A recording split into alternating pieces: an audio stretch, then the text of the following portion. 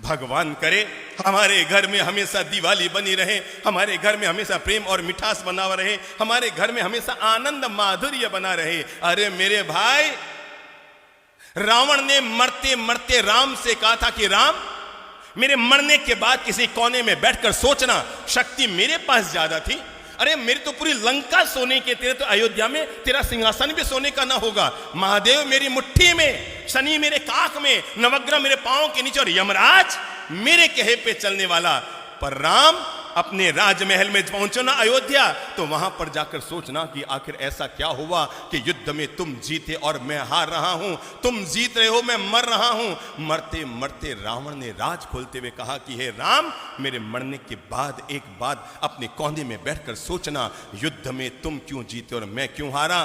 तुम शक्तिशाली थे इसलिए नहीं जीते राम, शक्ति मेरे पास है।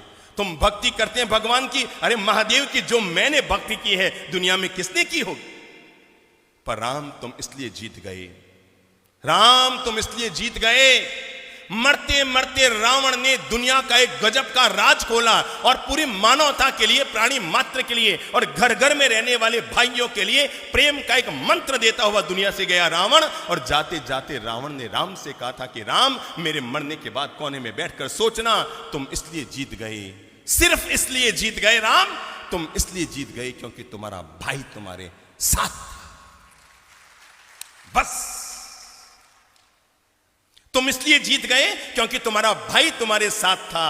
और राम, मैं इसलिए हार गया क्योंकि मेरा भाई किसके साथ, तेरे साथ था।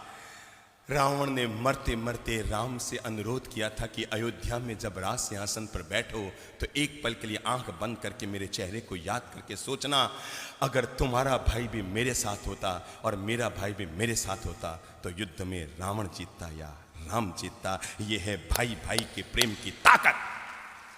और जिस घर में, जिस समाज में, जिस परिवार में, जिस राष्ट्र में यह ताकत हुआ करती है, वहां पर दुनिया की कोई ताकत उस परिवार को कमजोर नहीं कर सकती।